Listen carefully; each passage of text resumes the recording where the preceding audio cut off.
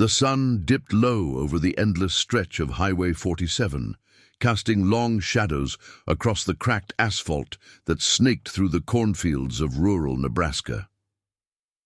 Elias Grant gripped the steering wheel of his old Ford pickup, the engine humming a familiar rhythm as he headed home from the feed store in Milford. It was the same drive he'd made every evening for the past 15 years. A quiet ritual unbroken by the monotony of small-town life. But tonight, as the headlights swept across the roadside, something caught his eye. A metal signpost that hadn't been there that morning. It stood alone, about a mile from the turnoff to his farm, its reflective surface glinting faintly in the twilight. The words were simple, etched in bold black letters. "Turn back before it's too late." No town name. No mileage marker, just that phrase, hanging there like a forgotten warning from some long-abandoned construction project. Elias slowed the truck, his brow furrowing. He blinked, rubbed his eyes against the fatigue of the day, but the sign remained, stark against the fading light. He drove on, glancing in the rearview mirror until it vanished behind a curve, but the words lingered in his mind, an unwelcome intruder in the peace of his routine. Elias lived on the outskirts of Willow Creek, a speck of a town where everyone knew your business but pretended not to. His house was a modest two-story colonial, paint peeling just enough to hint at neglect, surrounded by a yard that sloped down to a creek where the willows whispered in the wind. At 42, he was a widower. His wife Sarah gone 3 years now from a quiet illness that the doctors could never quite name. He worked the family farm alone these days, tending to the soybean fields and the few heads of cattle that kept the bills paid. Morning started with black coffee on the porch, watching the mist rise off the fields. Evenings ended with the glow of the television in the living room, some old western flickering silently as he dozed in his armchair. Life in Willow Creek moved at the pace of the seasons, slow, predictable, comforting in its sameness. The diner on Main Street served the same pot roast special every Wednesday, and Old Man Hargrove at the gas station still pumped your fuel with a nod and a comment about the weather. Elias liked it that way. No surprises, no disruptions. The highway was the town's lifeline, carrying truckers and tourists through without stopping, a vein of anonymity in an otherwise close-knit world. He'd driven that stretch 1,000 times without a second thought. The billboards for motels in Lincoln, or the faded ads for farm equipment blurring into the background. The next morning, Elias rose before dawn, the house creaking under the weight of silence. He poured his coffee, the steam curling up like a question mark, and stepped out onto the porch. The air was crisp, carrying the earthy scent of dew-soaked soil. As he loaded the truck with tools for the day's work, fencing wire and a post digger, he couldn't shake the image of that sign. It nagged at him, a splinter in his thoughts. Probably just some prank by the local kids, he told himself, or a leftover from road work up near the county line. Still, he made a mental note to mention it to Hargrove when he filled up later. The drive to the back field took him past that spot again, the highway empty save for a distant semi rumbling north. Elias scanned the roadside as he approached the curve, his eyes narrowing against the rising sun. There it was, or at least where it should have been, but the signpost was gone, the ground disturbed as if it had never stood there at all. Just a patch of trampled grass, barely noticeable amid the wildflowers pushing through the gravel shoulder.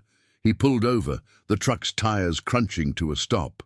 Stepping out, he walked to the edge of the pavement, boots sinking slightly into the soft earth. Nothing.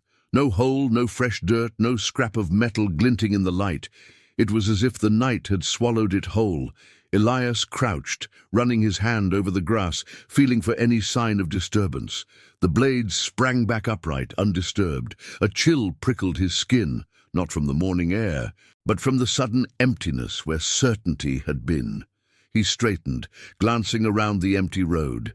In the distance, a crow called from the telephone wires, its cry sharp and solitary. Back in the truck, he sat for a moment, engine idling. Maybe he'd imagined it. The long hours in the sun, the solitude, it could play tricks on a man. Or perhaps the wind had knocked it down overnight, and some passerby had hauled it away. Yeah, that made sense. Elias shifted into gear and continued on, but the highway felt different now. The cornfields closing in a little tighter, the horizon a touch less inviting. By midday, the sun beat down relentlessly as he worked the fence line, sweat soaking through his shirt. His mind wandered back to the sign, the words replaying like an echo. Turn back before it's too late. What did it even mean? Turn back from what? The farm was the same as always, cows lowing lazily in the pasture, the irrigation pump chugging steadily. But as he drove the tractor back toward the barn that afternoon, he took the long way around, skirting the highway just to avoid that spot. It was irrational, he knew, but the pull was there, a quiet unease settling in his chest like dust after a windstorm. That evening, as the sky bruised purple, Elias stopped at Hargrove's station. The old man was wiping down the pumps, his face weathered like the pumps themselves. "Hey, Eli," Hargrove greeted, voice gravelly. "Fill her up?" "Yeah, regular." Elias leaned against the truck, casual as he could manage. "You see any road work out on 47 lately? New signs or anything?" Hargrove shook his head, nozzle clicking as he pumped the gas. "Nah, nothing. Why?" "Just thought I saw something odd last night. A signpost that wasn't there this morning." The old man chuckled, a dry sound. "These roads play games with you sometimes, shadows and all. Probably a mirage from the heat." Elias nodded, forcing a smile, but as he drove home, the truck's headlights probing the gathering dark, he kept his eyes fixed ahead. The curve came and went, empty as ever. Yet in the quiet of the cab, with only the hum of tires on asphalt for company, he felt it. A subtle shift, like the world had tilted just a degree off true. He arrived home to the dark house, the porch light flickering on automatically, and as he unlocked the door, the silence inside seemed deeper, waiting. Inside, he flicked on the kitchen light, the bulb buzzing faintly. The room was as he'd left it. Dishes in the drainer, calendar on the wall marked with nothing but feed deliveries. But on the counter, where he'd set his keys that morning, there was something new. A small scrap of paper, folded neatly. He picked it up, unfolding it with steady hands. In faded ink, the same words stared back. "Turn back before it's too late." His breath caught, the paper trembling slightly in his grip. The house was locked. No one had been here, just the wind, maybe, or a neighbor dropping by. But as he crumpled it and tossed it in the trash, the words burned in his mind, and the night outside pressed closer against the windows. Elias stared at the crumpled paper in the trash bin for a long moment, the kitchen light casting harsh shadows across the linoleum floor. His pulse steadied, but the air in the room felt thicker, as if the house itself had drawn a breath and held it.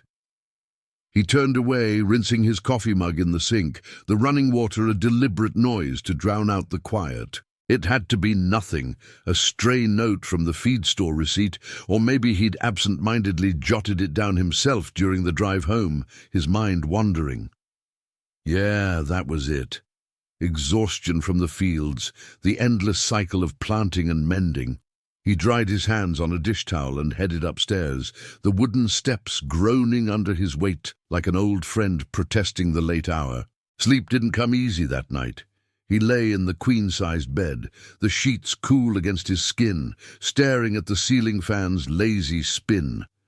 Sarah's side remained untouched, the pillow still fluffed from the last time he'd straightened it months ago. The farmhouse was old, built by his grandfather in the 1920s, with walls that carried echoes of generations, faint creaks from settling beams, the distant hum of the refrigerator downstairs, but tonight those sounds felt amplified, each one pulling at the edges of his awareness. Around 2 a.m., A soft thump echoed from the hallway, like a book slipping from a shelf. Elias sat up, heart quickening, and flicked on the bedside lamp. The warm glow revealed nothing amiss. The door ajar just as he'd left it, the hall beyond empty. He swung his legs over the side of the bed, feet meeting the cool hardwood. Padding to the door, he peered out, the floorboards chilly underfoot.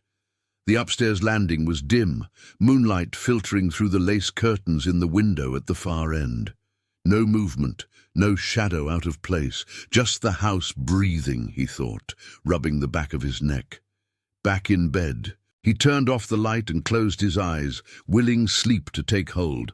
But as the darkness settled, the words from the sign, and now the note, looped in his mind. Turn back, before it's too late. Turn back from what? The farm? The road? His life here, grinding on without Sarah? Dawn broke grey and overcast, the sky a flat sheet of clouds that mirrored Elias's mood. He dressed quickly, flannel shirt, jeans worn at the knees, and headed down to the kitchen. The trash bin sat innocently by the counter, the paper buried under eggshells from breakfast. He ignored it, pouring cereal into a bowl and eating standing up, eyes on the window where the fields stretched out, mist clinging to the soybeans like a shroud. Work called. There were irrigation lines to check before the afternoon rain the forecast promised. He grabbed his hat from the hook by the door and stepped outside, the screen door slapping shut behind him. The truck started with a cough, and Elias backed down the gravel drive, the tires crunching over loose stones. He avoided the highway this time, taking the dirt back road that wound through the neighbor's pasture, a longer route, but one that skirted the curve entirely. The fields here were familiar, dotted with grazing cattle that lifted their heads as he passed, their eyes dark and unblinking. By the time he reached the far field, the unease from the night had dulled to a background hum, like the low buzz of cicadas in summer. He worked steadily, adjusting the valves on the sprinklers, the metallic tang of wet earth filling his nostrils. Hours slipped by, the rhythm of labor pulling him into focus. No time for ghosts or notes when there were pipes to fix. But as noon approached, a pickup rattled into view from the tree line. Old man Hargrove's son, Tommy, who ran the hardware store in town. He pulled up alongside the fence, dust settling around his tires, and leaned out the window. "Eli, got a minute?" Elias wiped his forehead with a rag, walking over. "Sure, Tommy. What's up?" Tommy killed the engine, stepping out with a nod. He was in his 30s, broad-shouldered like his father, with a perpetual squint from years behind the counter. "Dad mentioned you asking about road signs yesterday. Said you saw something odd on 47. Elias hesitated, leaning on the fence post. The wood was warm under his palm, splintered from weather. "Yeah, just a weird post. Gone by morning. Probably nothing." Tommy scratched his chin, glancing toward the highway in the distance. "Funny you mention it. Mrs. Harlan from the library called this morning. Said she spotted something similar last week, up near the old mill road. A sign that wasn't there before, then poof, vanished. Thought it was kids at first, but now, you think it's connected?" Elias felt a prickle along his spine, the kind that came from stepping into a cool barn on a hot day. "What did it say?" "Didn't specify. Just that it gave her the creeps. Made her turn around and go home the long way." Tommy shrugged, but his eyes held a flicker of something, curiosity maybe, or the same quiet doubt Elias had been nursing. "Folks around here talk, you know. With the drought last year and all, people get jumpy, but if it's pranks, they're getting bolder." They chatted a bit longer about fence supplies Tommy could order, the price of seed corn, everyday things that anchored the conversation. Elias nodded along, but his mind raced ahead, piecing together fragments. The sign, the note, now this. Coincidences, sure, but Willow Creek wasn't the sort of place for elaborate jokes. Kids here egged barns or tipped cows, not conjured roadside warnings. As Tommy drove off, kicking up gravel, Elias stood there, the field suddenly feeling vast and exposed, the horizon pressing in. That afternoon, rain pattered against the truck's roof as he headed back, the wipers slapping a steady rhythm. He took the highway despite himself, eyes glued to the roadside. The curve came and went, barren as ever, but halfway home, just past the creek bridge, he saw it, or something like it. Not a full sign, but a flicker in the ditch, a glint of metal half buried in the mud, washed down by the downpour. He pulled over, hazards flashing, and trudged through the wet grass, boots squelching. There, tangled in weeds, was a rusted fragment of post, no more than a foot long, bent and corroded. No letters, no words, just the dull sheen of old iron. But etched faintly into the surface, like a scar, were the remnants of a curve, the tail end of a T perhaps, or the loop of an O. Elias knelt, rain dripping from his hat brim, and pried it free with gloved hands. It weighed heavy, cold and unyielding. Back in the truck, he tossed it onto the passenger seat, water pooling around it, a piece of the puzzle or just junk from some forgotten era. Home was a welcome sight, the porch light cutting through the drizzle like a beacon. He carried the metal inside, setting it on the workbench in the mudroom, away from the kitchen. Dinner was simple. Canned soup heated on the stove, eaten at the table with the radio tuned to local news. Static crackled between reports of crop yields and a bake sale at the church. No mention of signs or strange occurrences. Elias cleared the dishes, glancing at the trash bin. The note was gone, buried deeper now, but its shadow lingered. Upstairs, as he brushed his teeth, a sound drifted from the attic. A soft scrape, like furniture shifting. The access panel was in the hallway ceiling, pull-down stairs he hadn't used since storing Sarah's old boxes up there last spring. He froze, toothbrush in mouth, listening. There it was again, faint but deliberate. Mice, he reasoned, or the rain settling the roof. Still, he grabbed the flashlight from the linen closet and tugged the cord. The stairs unfolded with a groan, dust motes dancing in the beam. The attic smelled of aged wood and forgotten summers, beams slanting low under the eaves. Boxes lined the walls, labelled in Sarah's neat script, photos, linens, holiday ornaments. Elias swept the light across them, the rain drumming overhead. Nothing moved, but in the far corner, where the roof met the floor, something caught the edge of the beam, a small stack of papers, loose and yellowed, as if they'd fallen from a shelf. He approached, knees popping on the rough planks, and picked one up. It was a sketch, hand-drawn in pencil, a rough outline of Highway 47, the curve marked with a stark arrow pointing back. Below it, in shaky letters, "Turn back before it's too late." Elias's hand tightened on the paper, the attic closing in around him. These weren't Sarah's. She'd never drawn maps, and the boxes were sealed when he last checked.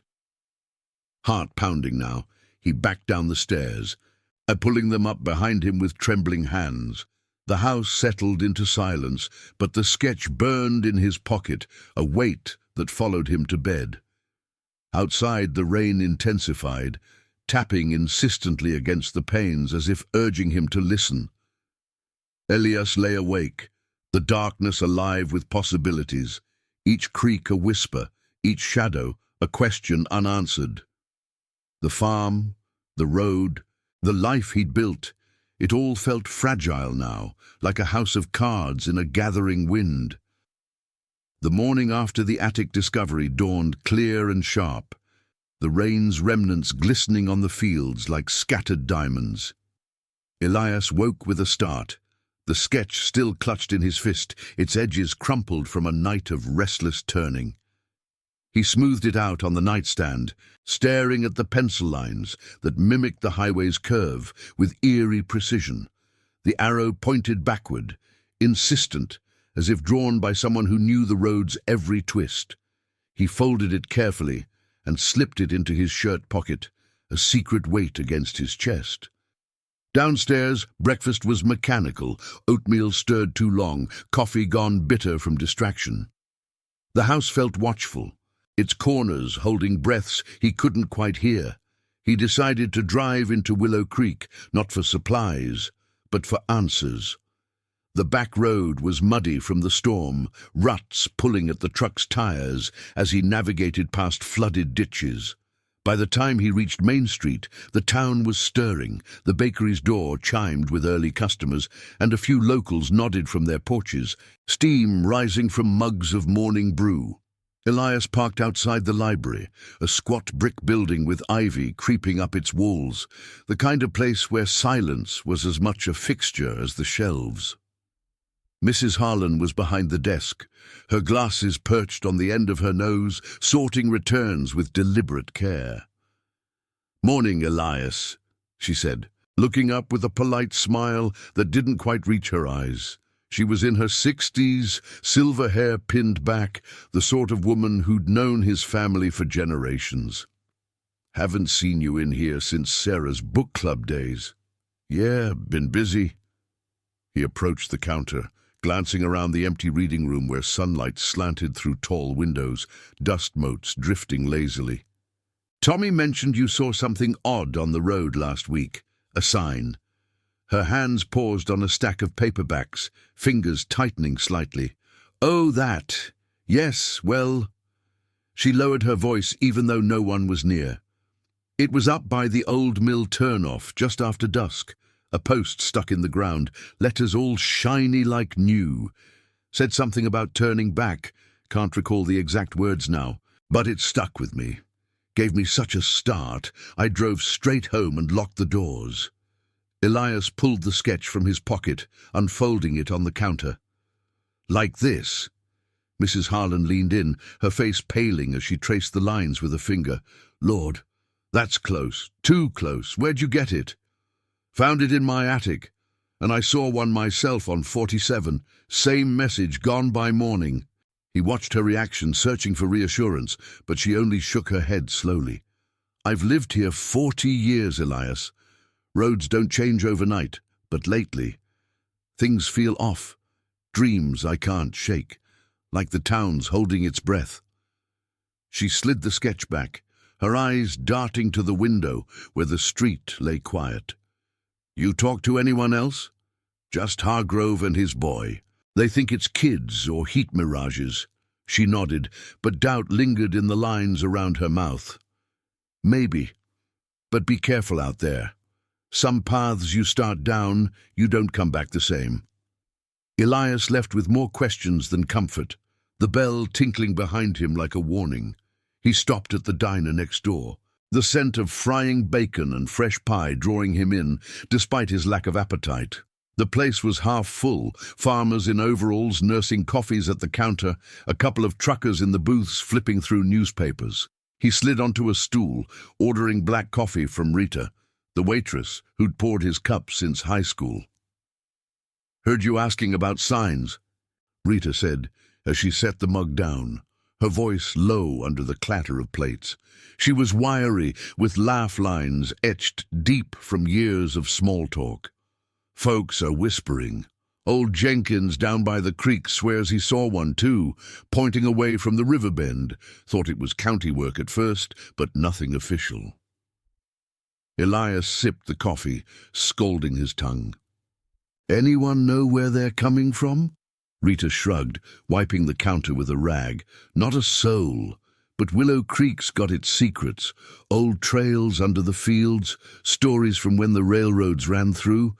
Maybe it's stirring something up." She paused, eyes flicking to the door as a customer entered. "Just watch yourself, Eli. Roads have memories."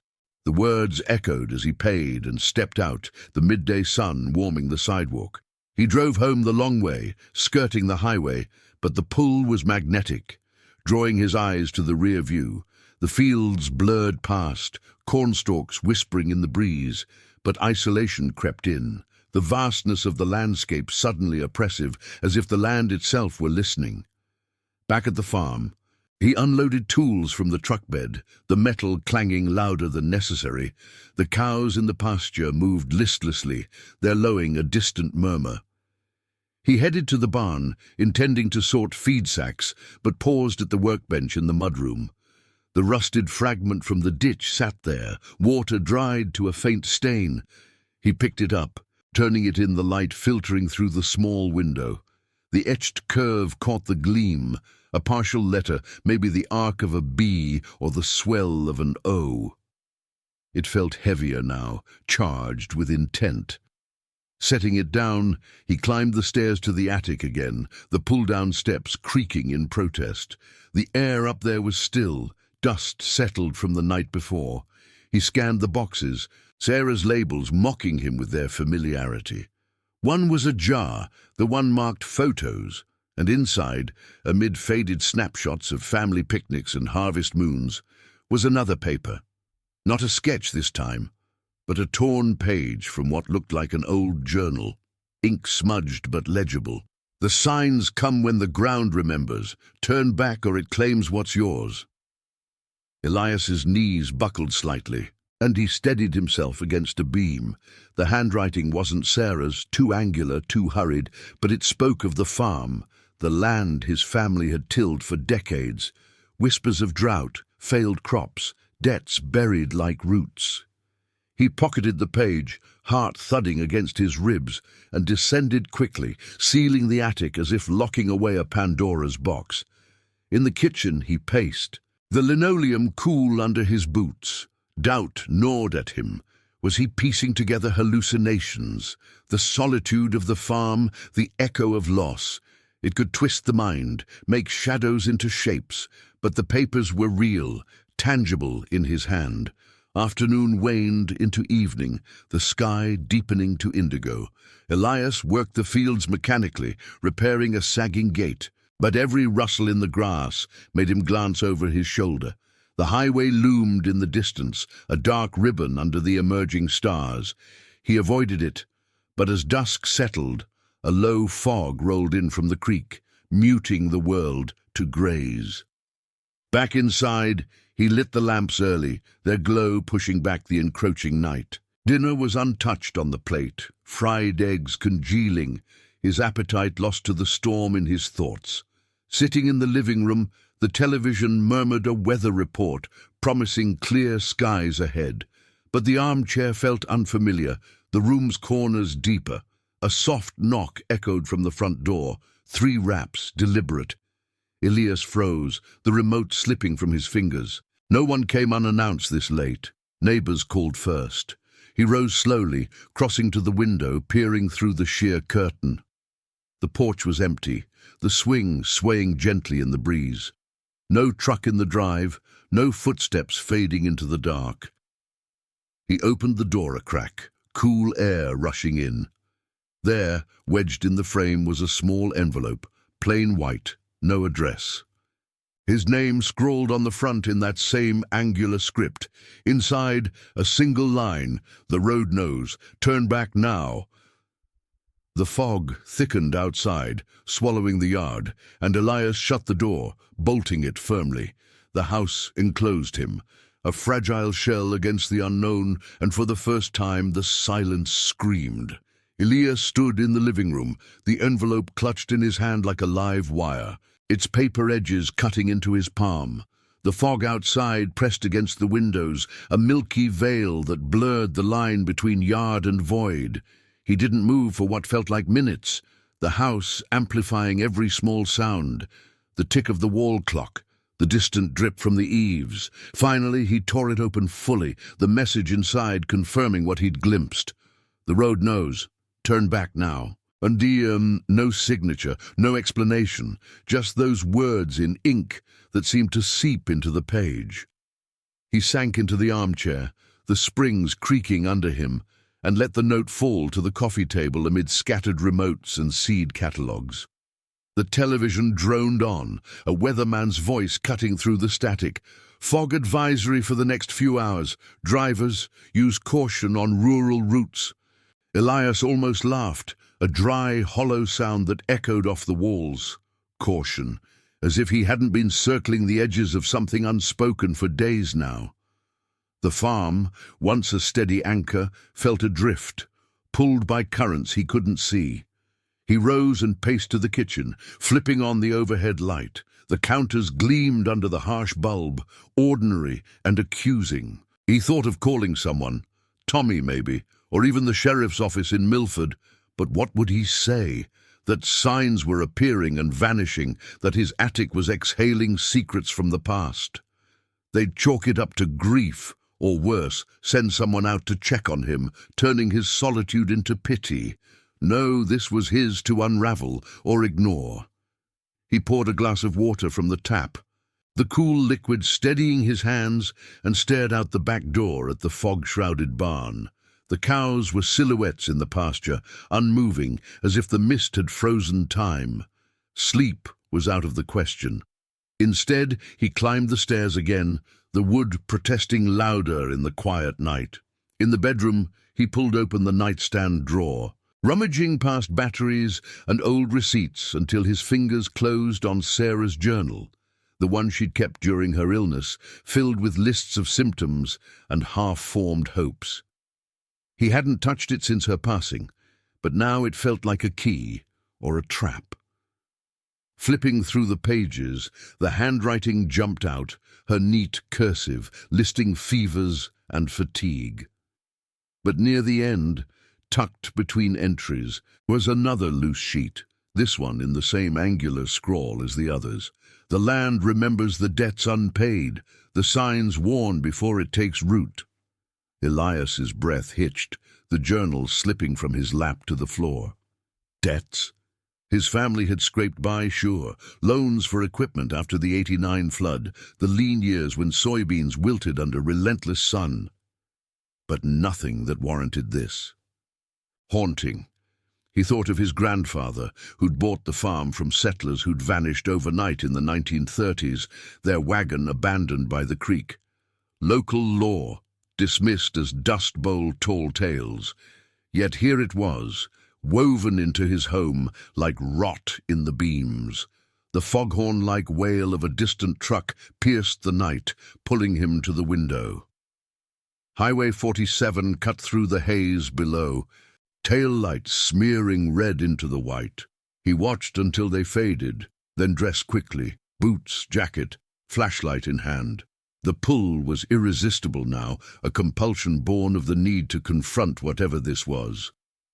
He slipped out the back door, the screen creaking softly, and crossed the yard, the ground spongy underfoot from the recent rain. The fog wrapped around him, damp and cloying, muffling the world to whispers. The barn loomed first, its doors ajar as he'd left them, but inside, the air hung heavy with the scent of hay and something sharper. Earth turned. No time for that. He headed toward the highway, following the faint path worn by years of foot traffic to the fields. The fence posts guided him, their wire slick with condensation. As he neared the road, the asphalt emerged from the mist like a scar, empty and waiting. He stood at the curve, the spot where the sign had first appeared, flashlight beam cutting futile swaths through the fog. Nothing. Just the hum of crickets and the occasional rustle of leaves, but then a glint, low to the ground, half buried in the gravel shoulder. Kneeling, he brushed away the dirt, revealing another fragment. Larger than the one from the ditch, a full panel of metal, pitted but intact. The words were there, embossed faintly. "Turn back before it's too late." His fingers traced the letters, cold metal warming under his touch. How many times had it appeared and vanished, and why here, on his stretch of road? A memory surfaced. Sarah in her last days, murmuring about the land, calling her back. Her eyes fixed on the fields, as if seeing something beyond. He dismissed it as fever talk, but now it twisted in his gut. Rising, he clutched the panel, its weight an anchor dragging him down. The fog swirled, shapes forming and dissolving, trees perhaps, or figures at the edge of sight. A soft crunch sounded behind him, footsteps on gravel. Elias spun, beam sweeping wildly. Empty road, empty fields. But the sound came again, closer, deliberate, his heart hammered, a drum in the silence. "Who's there?" His voice cracked, swallowed by the mist. No answer, only the echo of his own words. Panic edged in, but he held ground, shining the light along the ditch. There, a shadow detached from the fog, human-shaped, hovering at the tree line by the creek. It didn't move, just watched, or waited. Elias backed away, boots scraping, the panels slipping from his grasp to clatter on the asphalt. "Run!" the instinct screamed, but his legs rooted, caught in the pull of the unknown. The shadow shifted, resolving into clarity for a split second. Not a stranger, but a silhouette of himself. Older, worn, staring back with eyes hollowed by regret. He blinked, and it was gone, dissolved into vapor. Trembling, he stumbled to the truck parked at the field's edge, engine roaring to life as he fled back to the house. Inside, doors locked, lights blazing, he collapsed against the wall, breath ragged. The panel lay outside where he'd dropped it, but in his mind it etched permanent. The road knew. His routines, his losses, the unspoken weight of staying put. Turn back, it urged, from the life calcifying around him, or let it claim the pieces one by one. Morning came hesitant, the fog lifting to reveal a world unchanged. Fields gold under the sun, cows grazing as if nothing had stirred the night. Elias watched from the porch, coffee cooling untouched, the envelope and notes gathered in a drawer upstairs. He wouldn't speak of it. Not to Tommy, not to Mrs. Harlan.